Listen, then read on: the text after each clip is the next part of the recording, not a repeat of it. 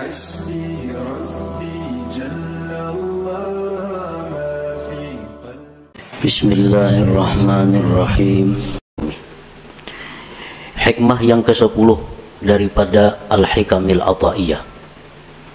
Berkata Al-Imam Ahmad bin Ata'illah As-Sakandari rahimahullah, Al-a'malu suwarun qa'imah wa arwahuha wujudu sirril ikhlasi fiha.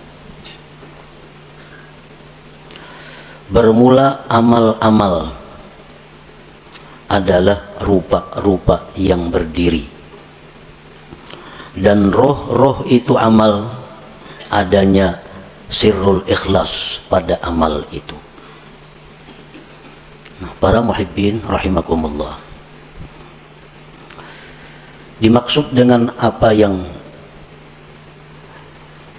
disebutkan oleh Al-Imam Ahmad ibnu Ata'illah tadi adalah al-a'malul jismaniyatu wal qalbiyatu ajsadun. Bermula amal-amal, baik itu amal-amal berupa jismani seperti sembahyang, membaca Al-Quran, itu disebut amal jismaniyah. Ataupun amal-amal berupa qalbiyah, amal-amal hati seperti tobat. Ajsadun, amal-amal itu seperti jasad, seperti tubuh. Wa arwahuha wujudul ikhlasi fiha, maka bermula roh amal itu adalah adanya ikhlas pada amal-amal itu. Fal ajsadu bila arwah sakitatun mayitatun. Bermula jasad dengan tidak ada rohnya, maka itu akan jatuh gugur dan mati. Wa kadzalikal a'mal, demikian pula amal-amal la qiyamalaha, tidak ada tegak dengannya illa biwujudil ikhlasi fiha, melainkan dengan adanya ikhlas pada amal-amal itu. Nah, para muhibbin rahimakumullah, Imam Ahmad ibnu Ata'illah mencontohkan amal perbuatan kita ini, baik yang jismani atau yang rohani, itu seperti tubuh, seperti jasad. Sedangkan rohnya adalah ikhlas. Artinya bahwa amal yang kita lakukan itu kalau tidak ikhlas berarti tidak punya roh. Jasad yang tidak punya roh itu akan dikubur, akan tidak bisa dimanfaatkan. Nah, demikian pula amal ibadah kita yang tidak ada ruhnya, tidak ada ikhlasnya, akan tersia-sia, tidak diterima di sisi Allah Subhanahu wa ta'ala.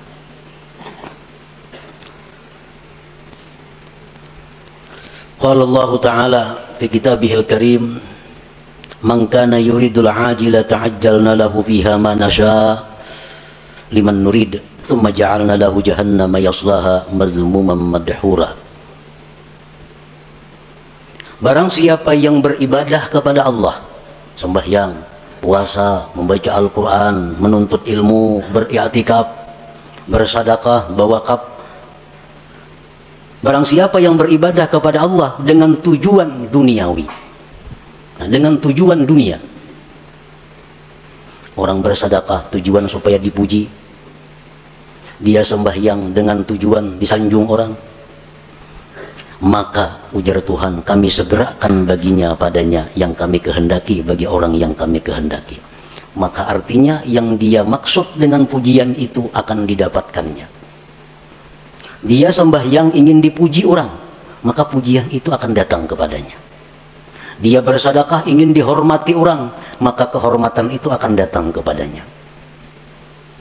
Tsumma ja'alna lahu jahannama yaslaha, kemudian kami jadikan bagi dia neraka jahanam yang dia masuki, mazmuman, hal keadaan tercela, madhuran, dan dilaknat Allah. Surat Al-Isra ayat 18. Nah, artinya orang yang beramal ibadah dengan tujuan dunia, tidak karena Allah, bukan hanya kada diterima oleh Allah, tetapi disiksa. Faqad bayyanallahu ta'ala fi hadhil ayah anna man 'amila li ghairi wajhillah fala thawaba lahu fil akhirah wa ma'wahu jahannam. Sungguh menjelaskan Allah pada ini ayat, barang siapa yang beramal bukan karena Allah, tidak ada pahala baginya di akhirat dan tempatnya adalah jahannam.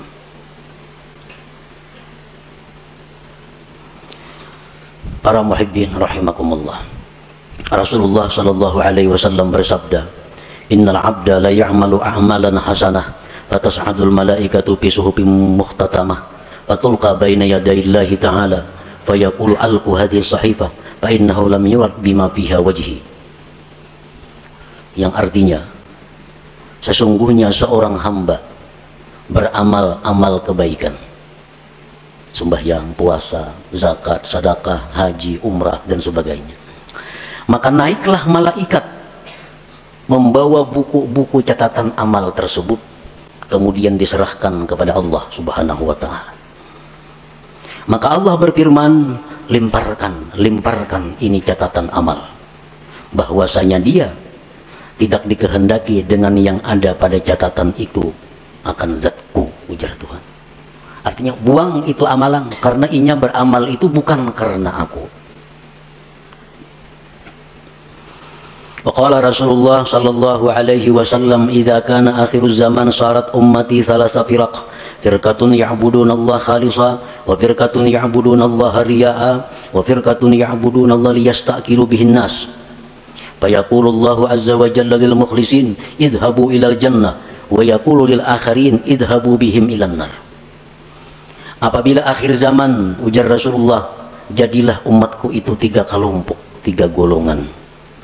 Satu golongan yang beribadah kepada Allah ikhlas. Golongan yang lain ada yang beribadah riya, mengharapkan sesuatu dari makhluk, baik itu materi atau pujian. Satu golongan yang beribadah kepada Allah untuk mencari makan dengan manusia. Allah berfirman pada hari kiamat, bagi orang-orang yang ikhlas, masuklah kalian ke dalam surga. Dan Allah berfirman bagi yang lainnya, pergilah dengan mereka itu ke dalam api neraka. Nah, para muhibbin rahimakumullah, dengan dalil-dalil ini jelas bahwasanya ikhlas itu adalah satu kewajiban yang mesti ada dalam setiap amal ibadah. Tanpa ikhlas, amal ibadah itu tersia-sia dan kita pun akan disiksa oleh Allah Subhanahu wa ta'ala. Nah, para muhibbin rahimakumullah, dengan demikian kita wajib belajar apa itu ikhlas, dan kita wajib berusaha untuk bisa mendapatkan ikhlas itu agar kita menjadi orang yang selamat di akhirat nanti. Nah, berbagai macam pendapat para ulama tentang ikhlas itu apa. Satu syekh mengatakan ikhlas itu ini. Ada lagi imam ini mengatakan ikhlas itu macam ini. Ada lagi seorang guru menyatakan ikhlas itu macam ini. Nah, kita ambil dari sekian banyak pendapat tentang ikhlas itu satu pendapat daripada para imam-imam itu. Al-ikhlasu ala salasi darajat. Ikhlas itu tiga tingkatan.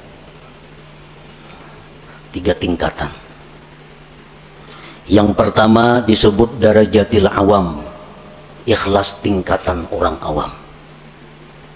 Ini ikhlas sudah ada punya harga di sisi Allah, walaupun murah daripada tingkatan yang berikutnya, tapi sudah dihargai oleh Allah.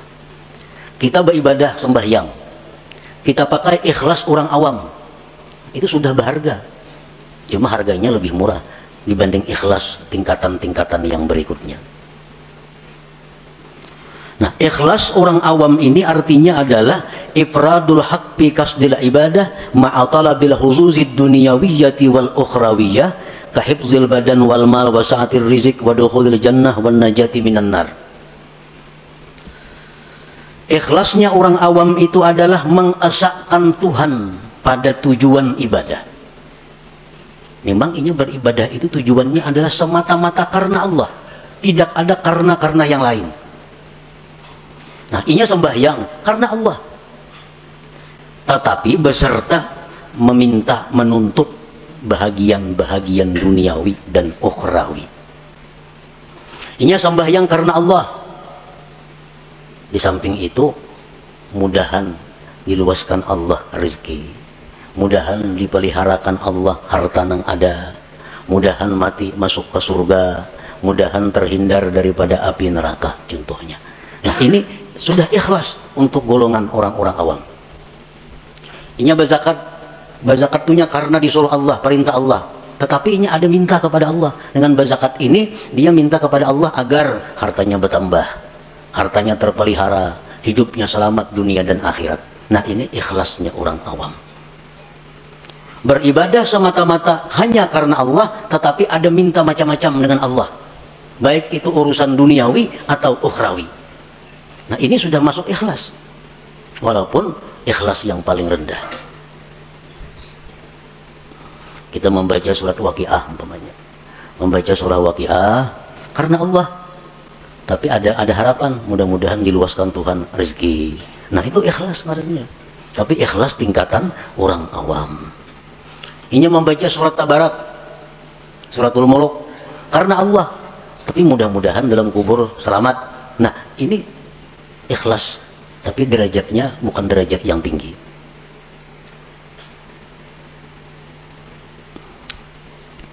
Yang kedua, darajatul khawas, derajat ikhlas orang khawas. Ifradul haqqi bil ibadah ma'a talabil huzuzil ukhrawiyah kadukhulil jannati wan najati minan nar wal ma'rifati wal musyahadati wa ghairiha. Ikhlas tingkatan yang kedua tertinggi ini, terlarang Allah menghargai daripada yang pertama tadi. Nah, ikhlas derajat yang kedua ini adalah mengesahkan Allah pada ibadah.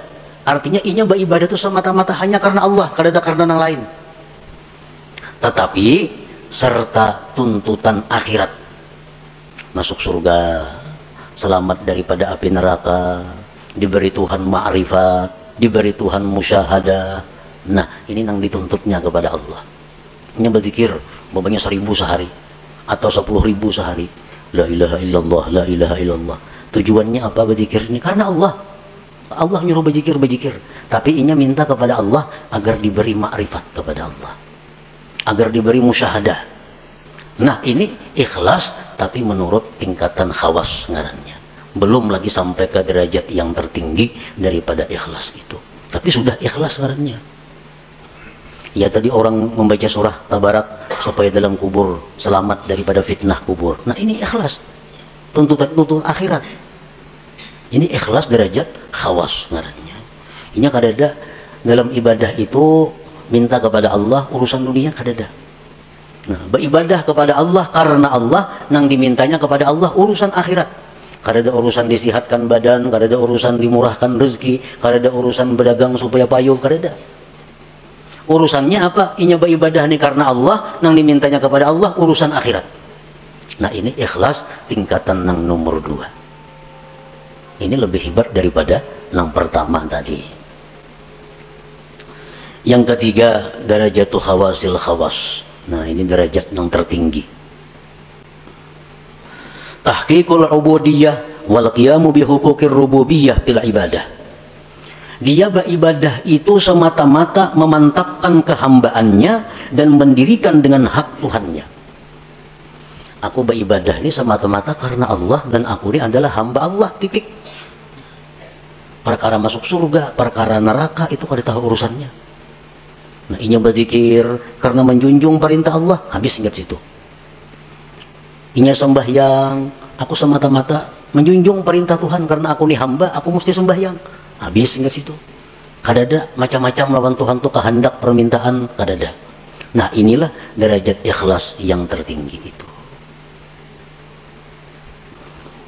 Nah para muhibbin rahimakumullah, jadi apapun di antara derajat ikhlas yang 3 macam itu, apabila ada di dalam amal ibadah kita, maka amal ibadah kita itu sudah hidup, sudah punya roh. Artinya ada harga di sisi Allah Subhanahu wa ta'ala. Kita membaca Quran, di dalam situ ada ikhlas, walaupun derajat-derajat orang awam sudah selamat. Apalagi kita membaca Quran, di situ ada ikhlas derajatnya orang khawas, lebih larang lagi Allah menghargai. Apalagi ikhlas nang nomor 3 makin larang lagi harganya. Nah, makanya ibadah itu dibalas 10, bisa 70, bisa 100, bisa lebih pada itu, tergantung mutunya ibadah itu, tergantung kualitasnya ibadah itu. Para muhibbin rahimakumullah. Nah, jadi kita sudah tahu pentingnya ikhlas tadi. Pentingnya kita beribadah itu karena Allah. Kalau kada macam itu, sembahyang kita ditolak dan kita disiksa. Kita puasa kada karena Allah, puasanya ditolak dan kita disiksa. Kita bersedekah kada karena Allah, berbagi-bagi duitnya, tapi kada karena Allah, duitnya kada diganti Tuhan, berpahala kada, disiksa, duitnya habis. Kalau orang tuh bersedekah karena Allah, akan mendatangkan kelapangan, mendatangkan kebahagiaan, karena Allah. Tapi kalau orang ini membagi-bagi duit, membagi baras, membagi apa, kada karena Allah, ujung-ujungnya bisa gila, bisa stres, karena kada karena Allah. Nah, ini akibatnya dalam dunia pun sudah menderita.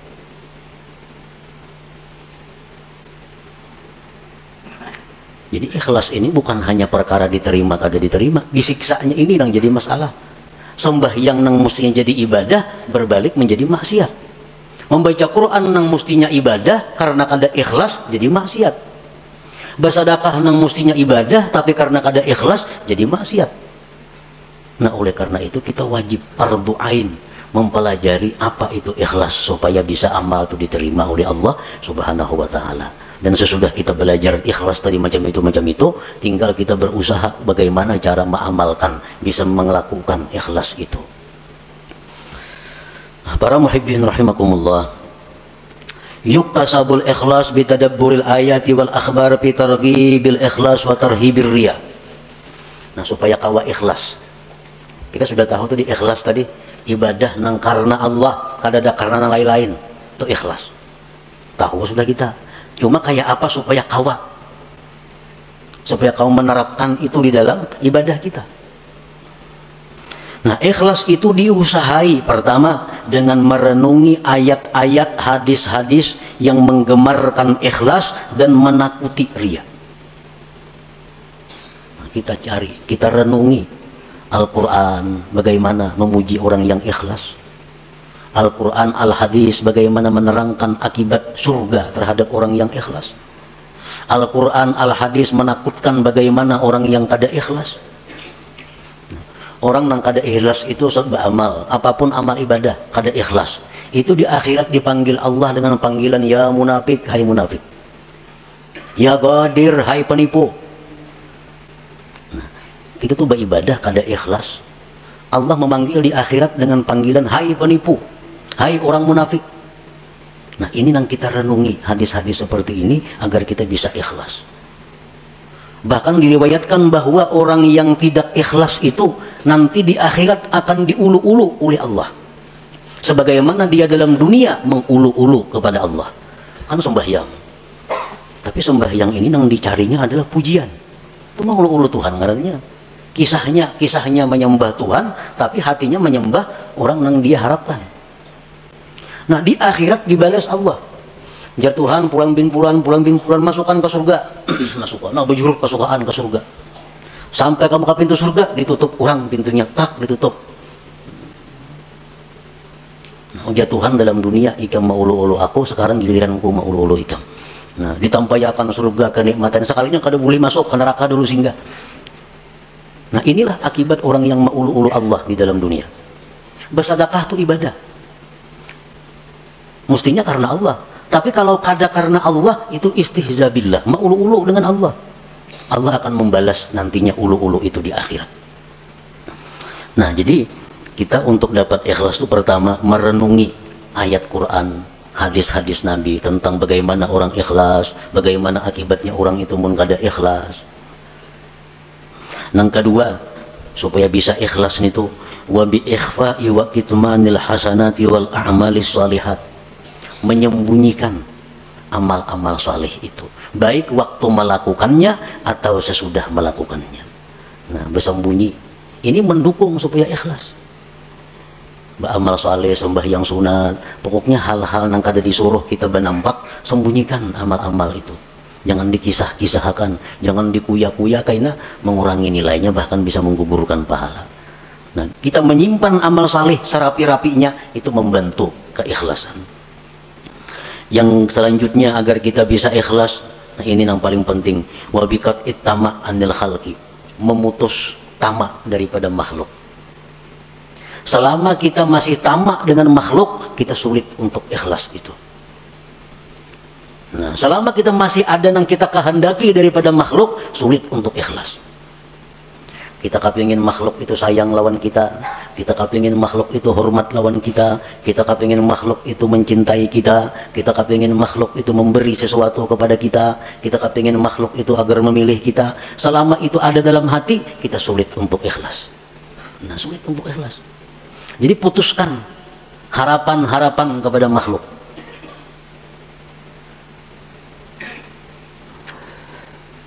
Wa bidawamir riyadhati wal mujahadah, dan juga dengan selalu latihan dan berjuang. Jadi ikhlas ini mesti dilatih dan berjuang. Dikisahkan bahwa salah seorang salihin ini sembahyang berpuluh-puluh tahun hanya di saf pertama, sembahyang berjamaah. Saf kedua kada biasa, apalagi masbuk makin kada. Selalu di saf pertama. Suatu hari sidin ada terlambat, padahal sudah 10 tahun lebih selalu di saf pertama sembahyang berjamaah. Suatu hari ada masalah sehingga datang ke masjid masbuk. Lalu ujar sidin, aku merasa supan masbuk nih, merasa supan karena mahir di saf pertama. Sekarang masbuk aku merasa supan. Nah, begitu merasa supan, lalu sidin menyimpulkan bahwa yang selama ini aku sembah yang di saf pertama itu adalah riya, bukan karena Allah. Buktinya aku hari ini supan sembahyang masbuk. Lalu ujar sidin, sembahyang yang sekian puluh tahun tadi aku qadha hari demi hari, aku hari demi hari diqadha. Nah, ini ngarannya adalah riyadhah wal mujahadah. Nah, kita sembahyang ada tadi asa ada riyanya, ulangi sembahyang biasa. Nah, di rumah surangan sampai bujur-bujur murni sembahyang kita. Kita tadi berzikir, kita tadi membaca Quran di tengah orang banyak. Tadi rasanya asa ada riya nih. Kayaknya di kamar buliki sorangan membaca. Nah, ini riyadhah wal mujahadah untuk mendatangkan ikhlas ke dalam diri kita. Nah, kemudian lagi supaya bisa ikhlas itu adalah wa du'a ila Allah ayyarzuqahul ikhlas. Lawan Tuhan minta, Allahumma rizuknil ikhlas bil a'mal, ya Allah berikan aku ikhlas pada amal-amal. Ini perlu lawan Tuhan, karena kalau Allah memberi satu mata saja, Allahumma rizukni al ikhlasa bil a'mal, ya Allah aku minta ikhlas pada segala amal. Selanjutnya lagi yang mendatangkan ikhlas adalah suhbatul mukhlisin, bakawan lawan orang-orang ikhlas. Mun bakawan lawan orang nang katuju riya, menjangkit katuju riya juga. Kawane orang-orang yang ikhlas, maka itu akan membawa ikhlas kepada diri kita. Wal iktifa bi ilmillahi ta'ala, dan ikhlas itu juga didatangkan dengan merasa cukup dengan ilmu Allah, merasa cukup dengan tahunya Allah. Aku ini beramal bila Tuhan tahu saya kung cukup dah, yang lain biar ada yang tahunya. Nah, ini iktifa bi ilmillah. Bila kita kau macam itu, ikhlas. Aku beribadah, ada penting manusia, ada penting orang lain tahu. Bila Allah saya pun tahu cukup sudah. Nah, jadi itu jalan-jalan untuk mendapatkan ikhlas tadi. Nah, para muhibbin rahimakumullah. Qala ba'dhum man 'amila arba'atan biduni arba'atin lam yantafi bi 'amali. Barang siapa yang beramal, berbuat 4 perkara tanpa disertai dengan 4 perkara yang lain, maka dia tidak akan bisa mengambil manfaat dengan amalnya. Yang pertama, al-khawfu biduni hadar. Takut tapi kada waspada. Takut tapi kada menghindar. Ini sia-sia. Takut kepada Allah tapi parak lawan maksiat. Kalau takut kepada Allah, jauhi maksiat. Bagaimanapun kita takut kepada Allah tapi kada berjauh dengan maksiat, itu kada bermanfaat takutnya itu. Yang kedua, ar-raja biduni talab, mengharap tapi kadang mencari. Mengharap rahmat Allah di bakalumbun di kalambu. Mengharap rahmat Allah itu baudo, sembahyang, ambil tasbih, berzikir. Nah, ayo mengharap rahmat Allah. Kalau mengharap tapi kadang mencari, maka mengharap itu sia-sia. Yang ketiga, al-istighfar biduri nadam. Minta ampun tapi kadang menyesal. Astagfirullah, astagfirullah, astagfirullah, astagfirullah, astagfirullah. Tapi dalam hati kadang ada penyesalan berbuat dosa. Istighfarnya sia-sia. Mestinya kita mengucap astagfirullah itu di dalam hati ada menyesal terhadap dosa yang dilakukan. Astagfirullahaladzim, kan artinya aku minta ampun kepada Allah. Astagfirullah, aku minta ampun kepada Allah. Mesti ada sesal di dalam hati. Nah, yang keempat, al-amal biduni ikhlas. Beramal tapi kada ikhlas, kada ada harganya juga. Lam yantafi bi amali, kada bermanfaat dengan amalnya. Jadi kalau kita hendak melakukan ibadah, mantapakan dulu nih. Karena Allah atau kada? Bila kada karena Allah, hadangi dulu. Jangan terburu-buru, jangan tagasak-gasak, jangan umpatan. Jangan umpatan, beribadah kada sah umpatan itu. Ibadah itu mesti berdasarkan ilmu. Jadi orang ada nyumbang 100.000, 200.000, 300.000, seorang giliran seorang 1,5 juta. Nah, umpatan kepengaruh, mestinya jangan. Nah, ikhlasakan dahulu bujur-bujur. Bila sudah ada ikhlas, sudah karena Allah, nah hanya kita sorong amal ibadah itu, kita lakukan amal ibadah itu. Karena kalau umpatan beribadah, karena kau bujurakan dahulu niat kita supaya ikhlas. Qala Syakik rahimahullah, husnul amal fi thalathati asya. Baiknya amal itu pada 3 perbuatan, pada 3 sesuatu. Allah itu baik, Allah kada menerima kecuali yang baik. Allah itu kada menerima amal kecuali amal yang baik. Amal yang baik itu macam apa? Awwaluha ayyaral amala minallahi ta'ala linafyil ujub. Yang pertama yang perlu bagi orang yang beramal itu bahwa dia melihat bahwa amal itu adalah dari Allah. Aku ni kawa sembahyang, aku ni kawa puasa, aku ni kawa naik haji, aku ni kawa bersedekah, itu adalah anugerah dari Allah. Bukan karena kepintaranku, bukan karena kekuatanku, bukan karena kehebatanku. Tapi aku kawa melakukan ibadah-ibadah ini adalah anugerah Allah, taufik Allah. Itu yang perlu, supaya jangan ujub kita. Nah, yang kedua, ayyurida bihi ridallah likasril hawa. Bahwa dia beramal itu menghendaki keridaan Allah, bukan untuk kesenangan diri sendiri. Beramal, beribadah itu yang kita cari itu adalah kesenangan Tuhan, bukan ibadah nang pas lawan kehendak nafsu. Ini ada ibadah itu nang pas lawan kehendak nafsu. Nah, itu bukan itu yang kita cari. Kita cari itu ibadah nang pas dengan keridaan Allah. Kayak orang sembahyang rajin di masjid-masjid tuh, pembelakangan ketujuh duduk bersandar nyaman di tawing tuh, itu beribadah mencari kesenangan nafsu. Kalau kesenangan Allah di sab pertama itu Allah senang di situ kita beribadah. Ini kada pembelakangan di muara lawang, kayak angin nyaman. Nah, ini orang beribadah untuk kesenangan nafsunya. Padahal mesti ibadah itu yang kita kehendaki adalah keridhaan Allah. Usahakan bahwa Allah yang disenangkan, bukan nafsu kita, bukan hawa kita. Ini sudah lumrah. Ibadah itu kalau pas nang lawan nafsu katuju aja menggawi kita. Tapi kalau ibadah nang kada cucuk lawan nafsu, nah ini berat. Padahal ibadah itu kita kehendaki adalah keridhaan Allah, bukan keridhaan nafsu kita. Asalis yang ketiga, ayyabtagiyas sawab minallah, bahwa dia mencari pahala itu dari Allah. Linafir riya, untuk menolak riya. Kita beribadah mencari balasan itu lawan Allah, supaya jangan riya. Bila mencari balasan lawan makhluk, nah itu riya ngarannya. Bila riya, ibadah kada diterima dan kita bakal disiksa. Kita minta kepada Allah bahwa dengan ibadah ini, kita ibadah ini melakukannya karena Allah, dan kita minta supaya kita jadi orang yang mulia. Nah ayo, tapi yang diminta asal Allah.